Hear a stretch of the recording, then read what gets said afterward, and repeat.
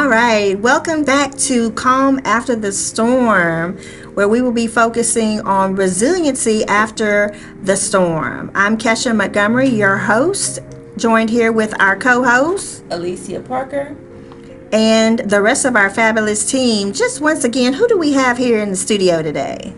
I'm Courtney Boozer with Barrel Team South. I'm Xavier Etherly with Team West. And I'm Tyja Compton with Team East. Awesome.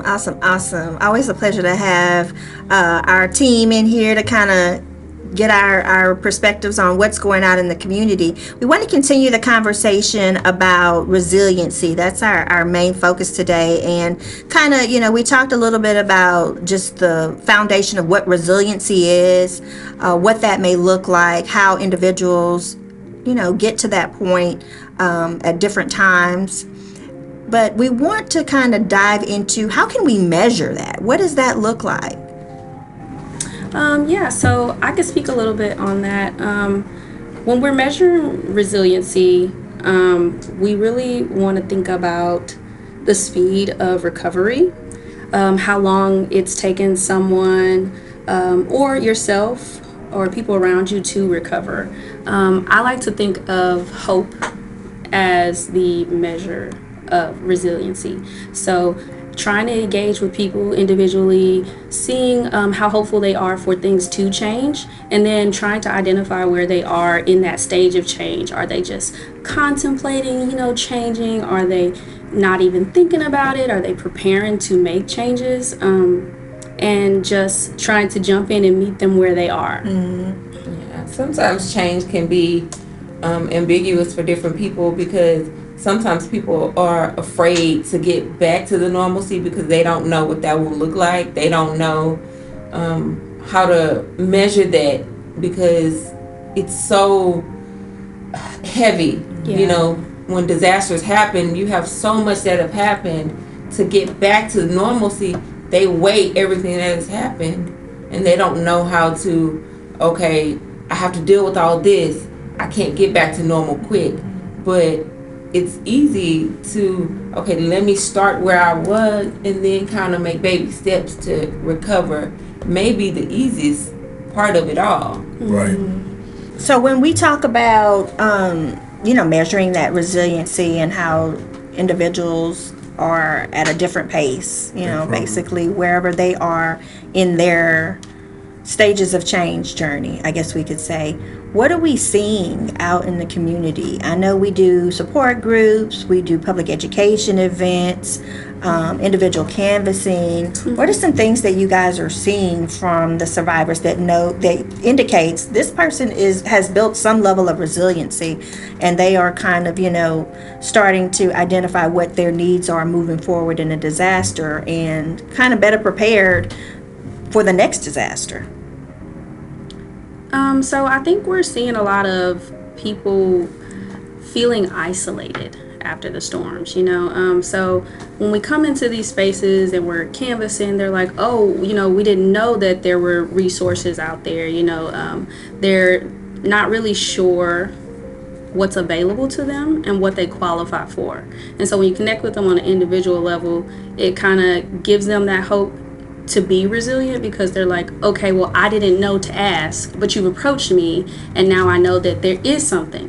And then as far as like the support groups go, we find that people feel isolated because they're like, oh, this has happened to me and it looks as if everybody else around me has already kind of shook back or has had, their repairs and things made. But then again, these support groups, and it's validating to understand like, hey, I'm not the only one still trying to recover from this. Right. I'm not the only one who's going through something. I'm not the only one who's still shooken up about what I experienced. Right. Yeah. And as far as like public education,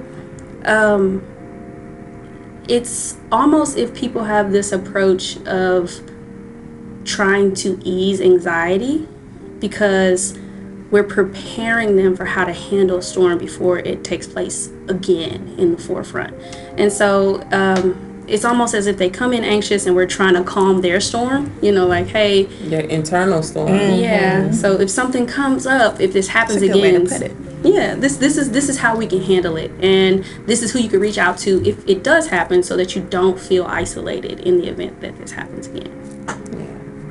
Because there are a lot of people who are scared to reach out for help.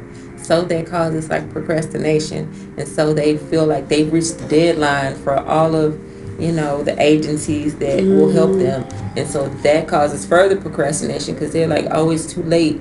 They're not going to help me because, I've waited so long. And so the wait just keeps getting longer and longer, in which, there's still an opportunity for help. Even now, if you go to FEMA and tell them, I've waited because I went to my insurance and they've said, this and that, they may still take your application. Mm-hmm. You just have to give them a reason why. So I'm not going to say it's never too late, but there's still time to, for help. So even if you think it's too late, always reach out for help. And TRT is here to help. So that's right. There are resources available despite whatever the circumstance is. Sure. What are you finding, and you guys could just kind of chime in, what is the main resource individuals are still looking for today? Because I know we're about, 7 months post-storm, maybe 7-8 months, depending on the storm. Derecho, it's almost your year anniversary, and then Beryl will be a year in July. What are you guys seeing the survivors still really needing assistance with in regard to resources? Well, I know from my experience, when it comes to resources, there's a few that stick out. So we have housing, which could be transitional housing assistance. Then we have financial assistance, where people may need utility assistance or rental assistance. Mm-hmm. And then, of course, there's a need for mental health resources. Mm-hmm. People are experiencing these disasters and they're experiencing PTSD, just all types of trauma related. And so those are the top 3 that I see. I know it could be different for everyone, but these are the ones that you're going to zone in on specific to any type of disaster if your house is damaged. And I have a few examples of some of these resources. And as far as housing, we have the Coalition for the Homeless in Houston, or the Way Home, and they have various programs that you can utilize for permanent housing, transitional housing, housing for individuals that have disabilities, which would be SROs. And then when it comes to the financial assistance, we have utility assistance and rental assistance provided at Baker Ripley or Gulf Coast Community Services. And then there are other agencies that cater to your specific zip code. Mm-hmm. So if you're in 77004, Baker Ripley may or may not take you. It just kind of depends. And then for the mental health resources, of course, we have the Harris Center. Yeah. We provide resources, or we have clinics. We have, I know, more than 4. Is it 4 or 5? We have 4 main clinics. 4 main clinics, and then we have others that are scattered out throughout the city. Yes. And these are all great resources for everybody living in Harris County. And of course, when we're working with these clients and individuals experiencing these resources, it's good for them to know that we are not working for these agencies, so it's more like a warm handoff, right? Mm-hmm. And these agencies can give them all the information they need. So it's important for us to keep that in mind, just for their mental sanity. Mm-hmm. So yeah, that's what I have on resources. I heard you mention a little bit about transitional housing and SROs. Can you speak a little to that for the person listening that may not know what that exactly is? Yes, so SROs is a single room occupancy. So it is housing specifically for those with disabilities. You'll find that most veterans live in SROs, and most individuals with mental health diagnoses that receive Social Security or SSI. So what they do is they'll take their income and they'll take a portion of that. So if your income is between $600 and $800, your rent could be $400. But your apartment is literally a room. You have a kitchen. It's like a studio. Like a studio, but it's smaller than a studio. So like 400 square feet versus. So that would be the SROs. Now, some of the living conditions can be questionable. Mm-hmm. Yes, they can be very questionable, but if you need a place to stay, it's housing, and you fit the criteria, it's housing. So you don't have to be on the street. You said the income is $600 and the room is $400? It's kind of like a sliding scale, so it's based off of your income. So if you make more, you're gonna pay more, but you're not gonna That's a pay big more percentage than- of their income, though. Yeah. It is, and that is the way the world works because they're still getting below market rate. Right. Yeah. So even if your rent is $400, you're not paying $1,200. Right. Yeah. Right. So And it's they have always a more catch. resources. Yeah, it's a catch to it, but if you need it, it's there. It's there. Well, the good thing is if it's $400, they're getting $600, and your income is now being used to shelter yourself. You can always call 211 and get additional assistance with like food Correct. and Yes, transportation. yes. You can actually get extra cash. What is it called? TANF cash. TANF. They have resources where they'll give you supplemental income if they know that you're using your income for housing. Yes. So those kind of resources are more willing to supplement what you're using if they know that, hey, this is going to housing. Yes, and most of these individuals that receive SSI have Medicaid, so Metro Lift. Yes, It all goes hand in hand. There are They- resources that are available to assist those individuals with lower income. So it's not like that $200 that's left over is what they have to just base their life off of for Yeah. the rest of the month. There are other resources that are there to help balance out the month for them. Okay. And Medicaid, Medicare, there are other resources within that system to help, like Metro Lift, and then they have where you can get the rides through Medicare, Medicaid transportation. the Medicare and Okay. Medicaid transportation. So there's several different resources within that outlet to help get them what they need and get them to and from where they need to go. TANF and different, subsidies can help. But Yeah, subsidies. Are we have to- seeing that the individuals we're working with are qualifying for these type of resources? Have we assisted anyone with getting an SRO? I haven't specifically, but and I feel like we're not gonna see as many individuals looking for SRO because these are people that have experienced disasters in regular homes. Yes. So they may not want to go there. They may not even have Medicaid. But if it's in the case that you do, this is a good option. Now, I think transitional housing would be a better option for someone who may be displaced from their home because it's temporary. Yeah. Yeah. You don't have Or to they've pay been for it. unhoused for a length of time. Yeah. You get it for a certain amount of time. The catch with that is women are priority. Yes. Men are like the last of the list. So to the men, the women and women with children are priority 1st. Then they'll get to you, but there's still room for everybody. Yeah. But the men have places like the Salvation Army that Yeah. look to them, and they specialize in men housing. Yes. That is just for them. And there are places that Prioritize. prioritize and focus on men, so Absolutely. they don't put them behind the women and children. There's a balance for housing for them. So And at the Harris Center, we have a homeless coalition and they assist a lot of unhoused individuals, and mostly they're men who are veterans, but they ensure that they have somewhere to stay. How would one inquire about the homeless coalition with the Harris Center? Absolutely. They can call our direct line at the Harris Center, and they can get access to more services. Okay. If they need mental health services, homeless services, they can link them to more services that they may need. Okay. And that would be the access line, the 713-970-7000 line. Okay. Yes, ma'am. The good thing is any resources that our crisis counselors provide have been vetted prior to us administering them. So we know, hey, this is someone who's still offering this. This is open. This is something you may qualify. Like you said, it is a warm handoff. So we're not completely involved in actually, we can't confirm that they're actually going to get something that next day, but we can say, hey, they do have space. This is open. They, you can apply. absolutely. And these places also have case management. Yes. So aside from the Exactly. resources you come in with, you'll have somebody there to kind of help you That's navigate good. through it. Because that's And the hardest part is navigating the resource world. Yeah, or Knowing the what's phone still tree. available. Yeah, phone tree. And we could find that, dealing with the phone tree, that can raise someone's anxiety Absolutely. extremely high, and they just give up. Yeah. So For sure. that's good. That's good. And the fact that they're building resiliency in, doing the work and calling these resources, because unfortunately we do live in South Texas, and there will be another storm, and some of these resources, they'll already have in their toolkit. Yeah. Sure. we are seeing a lot of individuals, even though we are, as you said, almost 8 months post-storm. You know, we did recently have some rigid ice weather, you know, some snow days and things like that.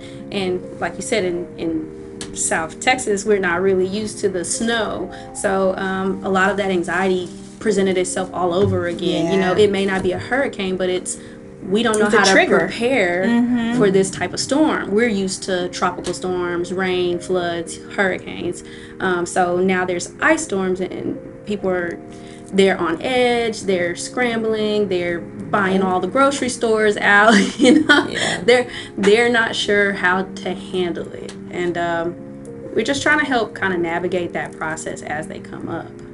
And I think witnessing others on their journey and realizing that other people are experiencing those same feelings kind of helps people have hope to get through it, and then seek help to build resiliency. There you go. Yeah, there you go. And I know most of our groups, I know for Team East, we've been working a lot with the adult population, but some of the other teams, you know, have you guys been working with the kids, the youth in the community, and, you know, their level of resiliency will look a little different than the adults. It looks a lot different, right? So what are we seeing with the kids? Well, I know when I see the kids, they're always in good spirits. They're coming to the tables while we're canvassing, they're wanting candy. It's kind of like, you know, typical kid, no care in the world. Right. But at these events that we're doing, there's so much information that's available. The parents are not stressed out. They're just happy to have some type of resource. So everybody, the family's in a good mood. Yeah. I never really see anyone too down because we're so far from the original disaster. Right. But the kids are always in a good mood. I want to be a kid. Right. So they're probably feeding off that energy of their parents and their family. Yeah. They know that it's okay. Yeah. So I'm going to be okay. Exactly. And it provides a safety net. Yeah. More so like the adults are always stressing about, you know, what's next. But good thing that children are joyful. But having that safety net is important. So making sure that the parents have a positive support system so they can be a positive support system for their children. Because what the children see, you know, they emulate the parent. So Exactly. we have to help the parent so the parent can help their child. And so it's a catch-22 because if the parent is struggling, then the child is struggling. And if we don't see the parent, then we don't see the child. Yeah. So it's almost like touching the child through the parent and the work that we do with the parents. Absolutely. So having the support groups that the TRT program has is important because if we reach one person and they say, you know, we haven't seen you around, hey, I'm going to the support group, and they bring a friend who is struggling, then that may be able to help someone else, that may be able to help a family. And, you know, it's like a rope. You pull some, you know, part of the rope and then you get the entire chain. So you keep pulling. Where are some of the groups, if someone was interested in attending one of these groups, one, what are some of the topics that are covered in the groups, and where can one go to attend? Grief and loss is a big one, and it's not just grief as in death. It's grief in loss of, you know, items, loss in your home, loss of a pet. Right. So that's one. Loss of a job. I know a topic that we would utilize for the elderly community members is dealing with change, like navigating change. Yes, that's a big tough one. Yeah, so because you know it's the storms or things like that. It's now my routine is off, and so kind of helping them with being comfortable with change and how to have resiliency when things don't look the same every day. And everybody wants to rush to normalcy. Yes. Right, their sense of normalcy. So that's a really good topic. And the one thing that's actually normal is that there will be change. There's always going to be change. Absolutely. You know, I think with the parents, our support groups, I think the best way to get in touch with some of our support groups, we do have a support group on Eventbrite that is completely free. It's called Coffee and Conversations. It's a different topic every month. As Ms. Alessia said, there is grief as the topic for March, but in February we just finished the topic of anxiety. I think in support groups, the main thing we're seeing with parents is, as like kind of how you touched on, like they're okay for the kids are kind of emulating what they feel, but then they get in the support groups and it's like I can let shoulders it out. down. Yeah, they're like, wow, like no, I've been going strong, and now like I can be seen, you know, and I don't have to and I don't have to worry about my child taking on that energy. And so it's almost like a relief, like a emotion dump, you know, because it is hard. It is hard trying to submerge what you feel so that you know, it's almost like not imposter syndrome, but kind of like you're just masking it. Right. So the Coffee and Conversations is on Eventbrite. You mentioned that. That's every Monday from 2 to 3. Okay. And then the in-person groups, I know every team is probably doing in-person support groups. Yes. Is it every week? Twice a week?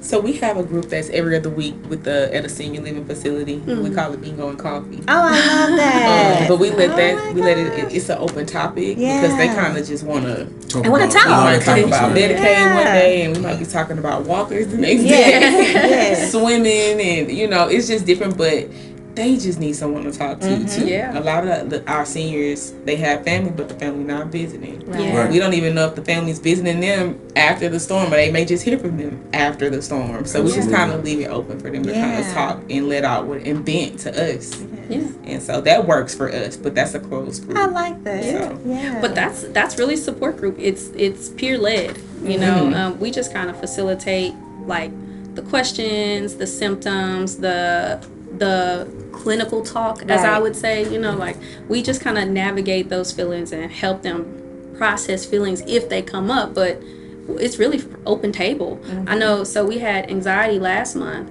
and we were supposed to be talking about social anxiety for that day. But what was coming up was testing anxiety. So I was working with some adults who were studying for their GED, and so we ended up on testing anxiety, and it's completely okay to navigate your topics based on what's relevant to the individual.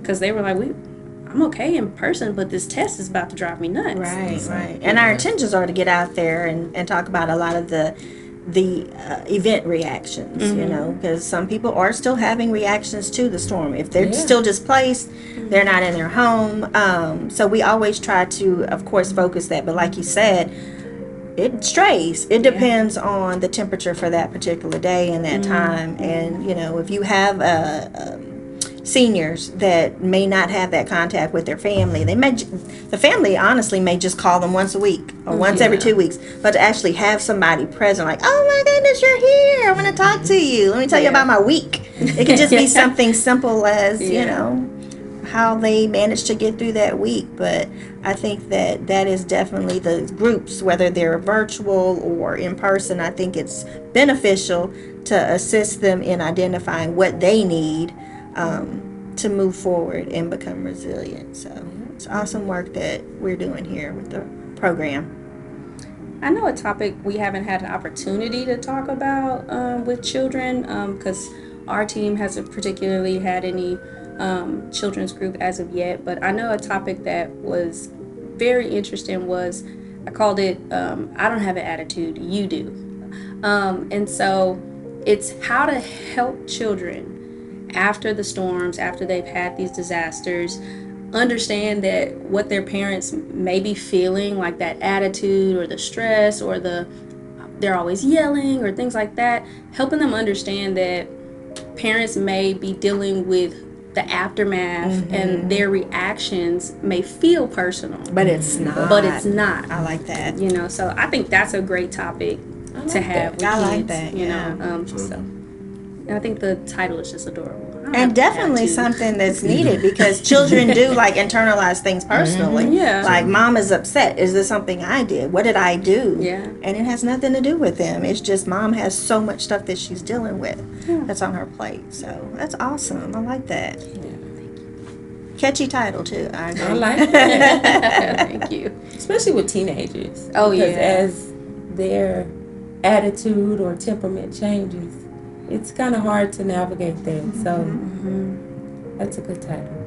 Thank you. Wow, I think we've touched on a lot of different things. I mean, just understanding what resiliency is and, how to identify the resources and how to navigate it. Certainly. And so we talked a little bit about that part, but let's talk a little bit about how to manage through the emotions. Like, if you're having a really bad day and your anxiety is just like through the roof and you're not in the right mind space to even call someone for housing or call someone 211 for food. What can a person do in that moment to kind of reset themselves so that they can focus? When we talk about people dealing with different crisis situations, whether that be grief, stress, unexpected setbacks, it's important that we create strategies that ground us and keep us moving forward in life. So today I want to highlight 5 coping skills that someone can use to continue to persevere despite whatever setback they may be experiencing. Number 1 is physical activity. Move to release. And it's so important that we understand that our bodies are a gift to us. So it's important to move around so that we can release those different stressors or whatever trigger that may have upset your day. If you sometimes just go for a brisk walk, you'll forget that you remember that your mind resets. It's just like, okay, I can keep going. That doesn't bother me as much now. So the power of movement is very important to living and surviving through life's different issues. Physical activity isn't just about fitness, it's a natural way to release stress and anxiety in the human body. Whether it's going for a walk or hitting the gym or even just stretching at your home, these are great skills that keep you going. Studies show that exercise releases endorphins in our brain, and these are feel-good chemicals that are released in your brain while you are being active, while you don't stay on the couch. You may feel like you want to, but it's essential that you get up and keep moving so that you can, go beyond where you are right now. It's interesting you mentioned that because I actually have that battle with myself all the time. Yeah. It's like I just want to sit here, watch my favorite show, and not be bothered. But somehow I'll get to moving and I know everything I need to do, and I'm like, you know what, I'm just going to go ahead and just start doing what I need to do. Get to moving, go out, whether it's go outside, for a quick little walk, 10-minute walk, and then I come back and I'm like, oh, I needed that. Exactly. It's so interesting how you feel better. Absolutely. Yeah. So it's a change in your brain. Yeah, it's that shift. Absolutely. So that is a great skill. Despite whatever's going on, you don't need money to do it. You don't need a gym membership to do it. You can just go walk. And it's great for your mental health. Number 2 is a social support system, and I think it's so important. All the things that we have discussed, that we are better together. 2 are better than 1. Yep. In everything, 2 are better than 1. So realizing that you need to create those systems. You may not have family, you may be, a loner, but there are social support groups like our groups that we host at different venues throughout the city to let you know that there are people that care and they have experienced the same things you have experienced. You're not alone, survivor. There are millions of us that are here to support you and get you through this transition. Number 3 is healthy distractions. Reset your mind. And sometimes we need a break from being in our thoughts. Some of us are heavily minded. We're thinking on 1,000 all the time, but it's good to reset your mind and just have a sense of calmness and healthy distractions. For me, healthy distractions is reading, or just a good book that can center your mind, where you're not worrying about whatever's on your mind. You can think about a storyline. And that's a healthy distraction so that you can get through whatever your mental reset needs to be.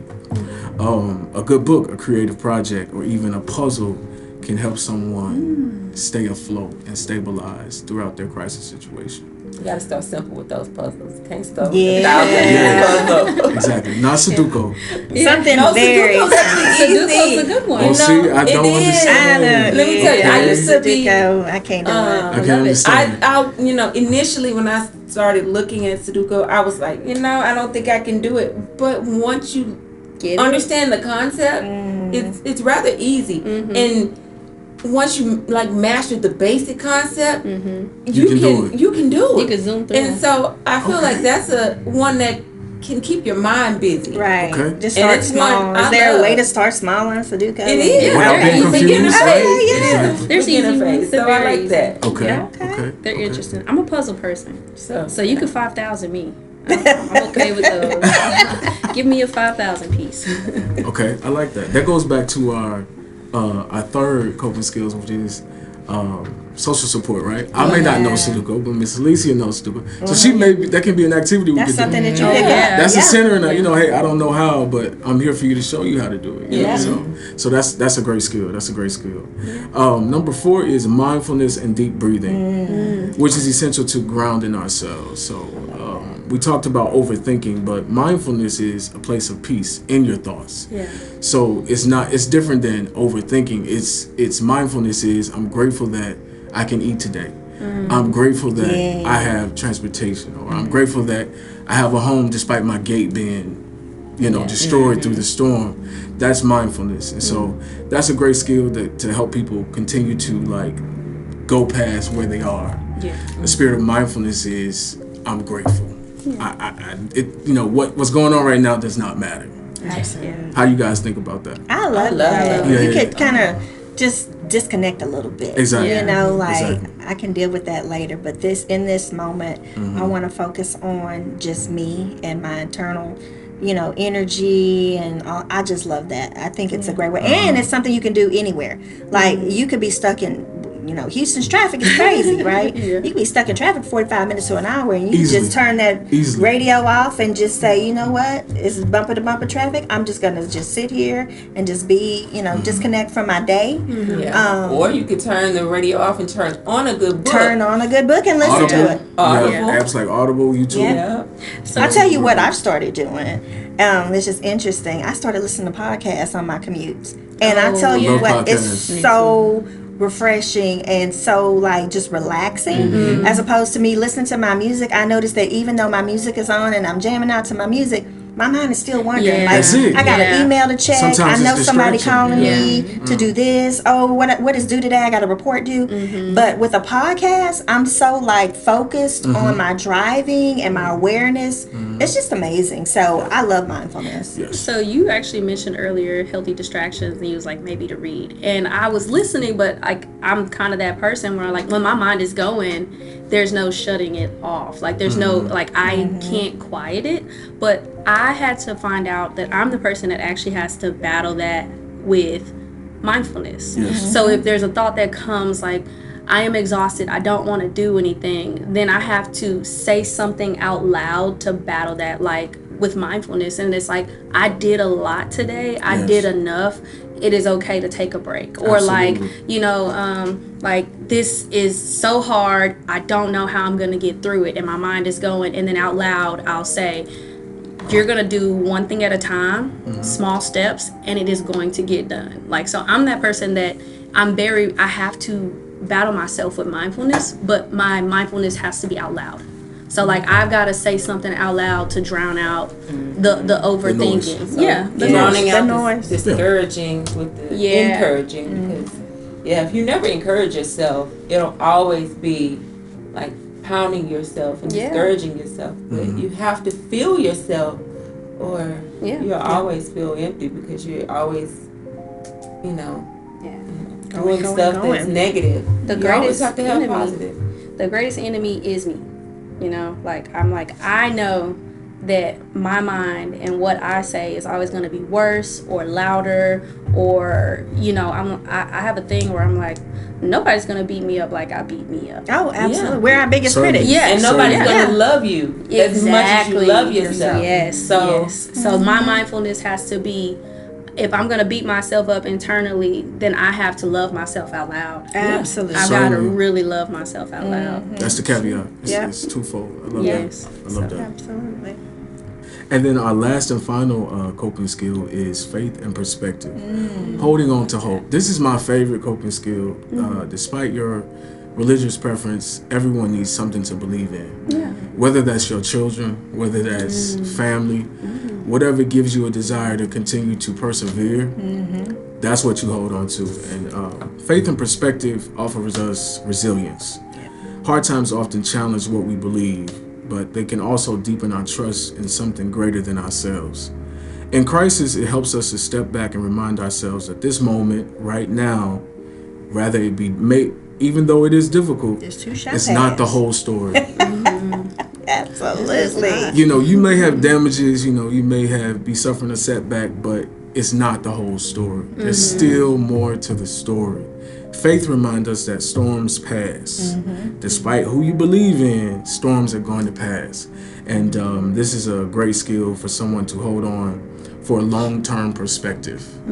So faith and perspective, holding on to hope. So there you have it. 5 healthy coping skills: physical activity, social support, healthy distractions, mindfulness, and faith. These tools just aren't theories, they're practical, effective ways to navigate crisis and come out stronger on the other side. Absolutely. I love that. Yeah, I love that. Very powerful. And our theme today, if you can see, not only Xavier, but Tyja mentioned it, hope.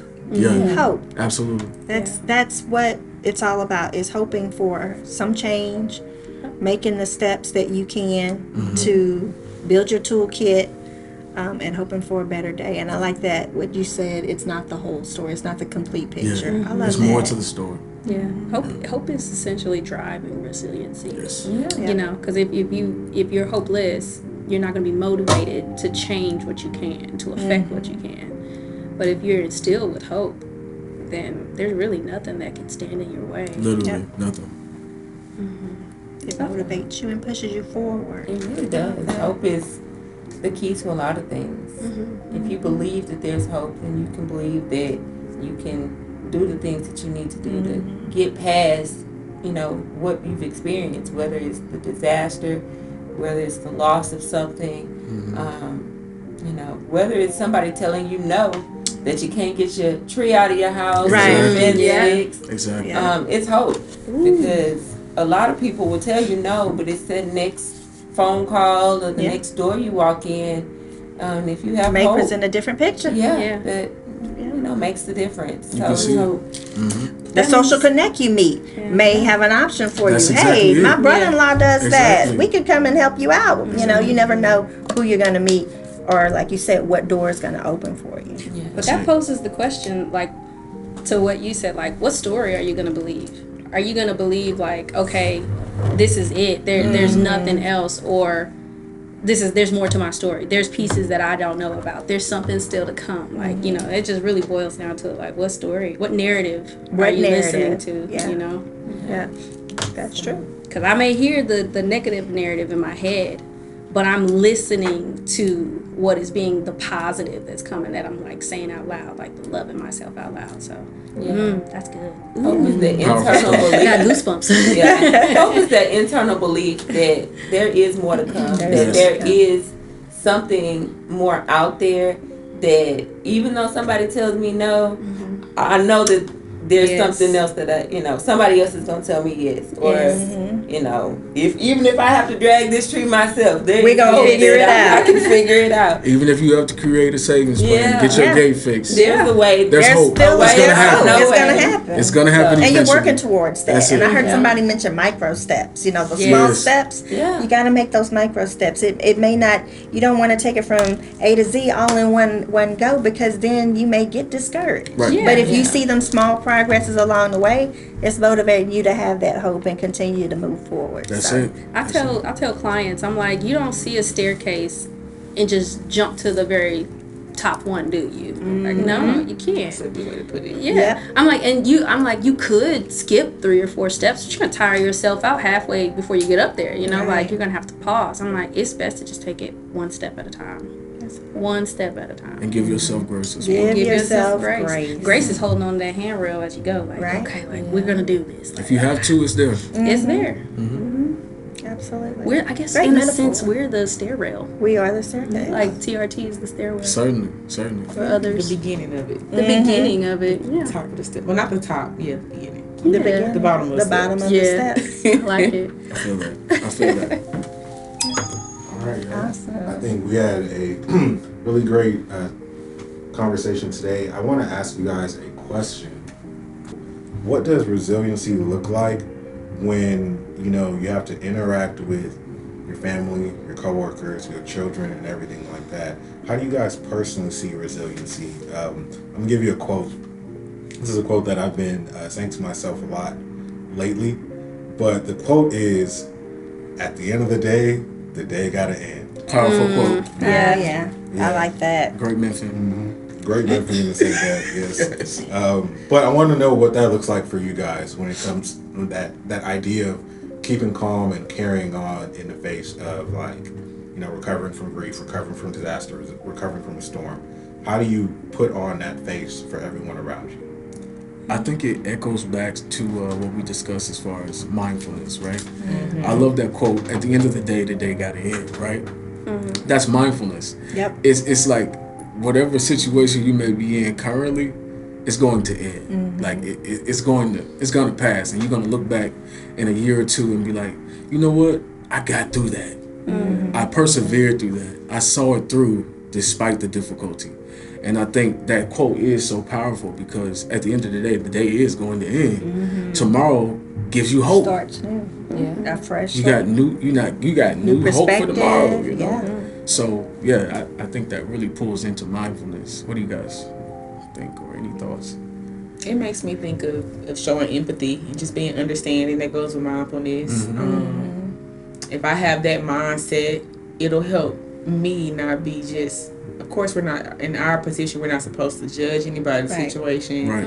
We're not supposed to have any bad body language. But if I have a sense of empathy and understanding, I can kind of meet them where they are and just go from there. And just listening, having good listening skills. I feel like sometimes we make and blab on a little too much. Right. If you could just sit back and listen to them. It can go smooth, especially if you don't know what to say, or you kind of go blank. Just listen. Yeah, because that listening that listening right there could have been all they needed. That's it. That could save someone's life. And we see that in the groups, like like Tyja mentioned earlier. A lot of people are walking out here and they are being strong in that moment. Yes. But the safe space, when they get to the group, it allows them to just let it go and know that I'm being seen, I'm being heard. And sometimes that's all it takes is just for us to just be there in that moment and listen. And I think it's key to kind of piggybacking off Courtney, just meet them where they're at. Yeah. You have to meet the struggle. Yeah. Right. Absolutely. Open to their vulnerability. Because I feel like a lot of people have, the metaphorical straw or metaphorical load on their back. And they have that one straw that, breaks the camel's back and everything like that. And a lot of times people are facing that kind of feeling every day. Yeah. And it's just a matter of them getting through the day, going to the next day, knowing that they have a goal they have to accomplish and everything like that. And I feel that's a great example of being resilient. Have things, just being able to get through the day. Yeah. As a mental health professional, I pride myself in respecting people's struggle. I never know what a person goes through when they wake up or when they walk through the door. In any door. So I respect a person for where they are when they approach me because I don't know where their load is and I don't want to tip that load in any direction. And so respecting someone where they are, because it could be where they're extremely depressed, they're overwhelmed, you just never know where someone is. And a disaster can take somebody over the top. And so when I said respect the struggle, respect what has happened to a person, no matter what has happened to a person. That's right. And resiliency is powerful. Hope is powerful. And I love what we do in the community because it helps people build that back. Absolutely. Because even if they have an ounce, even if they have none, us being out in the community may be giving them just a drop. What they need. Yeah, just what they need to kind of help fill that cup back up. Yes. Absolutely. So, I love it.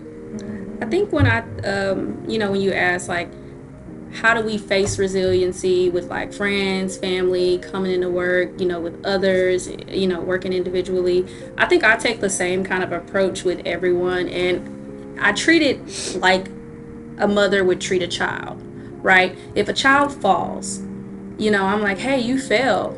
Are you hurt? And I always ask, like, are you physically hurt or are your feelings hurt? Right. So, like, understanding where that pain is coming from, and that's when you're in a community, it's what's the struggle, what's your concern, what's your presenting problem, right? And then it's like, okay, you're here, do you need to stay down there for a minute? Like, sometimes it's okay to sit where you are, like, hey, I'm here, I need like a you moment. said, I need to save, so this tree's gonna stay in my backyard for a minute, but I'm saving, like, it's those kind of things. And then it's also, hey, it's okay, feel how you feel. Are you mad? Are you crying? No, like, give yourself grace.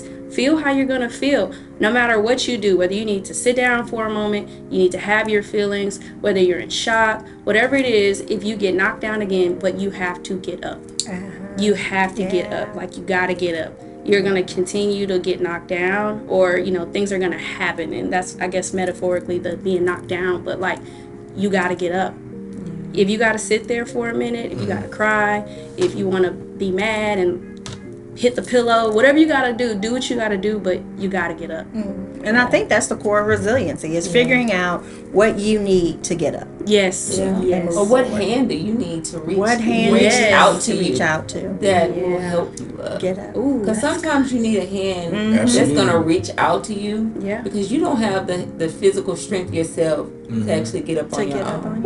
And this is why we need each other. It's so important, Yeah, we were made for community. But Absolutely. I mean, that's the way I approach family. That's the way I deal with myself. Like, having that grace. That's the way I deal with coworkers. That's the way I deal with clients. It's all the same. It's, what do you need? But you gotta get up. Like, you gotta get up. You cannot stay there. Right. So we talked a lot today, and I just want to thank everybody for being here. I think this was a powerful message for our listeners, and we gave you a bunch of resources. We just always want to make sure that if you need someone to speak to now, or that someone that's in crisis, or you're in crisis, you can always dial 988 for immediate assistance. And also long-term services with the Harris Center. You can call our access line at 713-970-7000. So that's all we have for today. We'll be back next month with a whole nother topic. Thank you guys for joining in. I'm Kesha Montgomery. I'm Alessia Parker. And this is The Calm After the Storm. Do we need like a outro song? Like bum bum bum bum bum bum bum bum bum bum bum. We don't do Please. We need an outro song? Dun, dun, dun, dun, Is it dun. Beverly Hills Cop? Yeah. I'm sorry, you said what? So there's music that plays over. Oh, okay, sorry, yeah. Okay, good. You never listen. No, I do. She's never listened to the I listen. I have She it just on told our on herself. Eventbrite.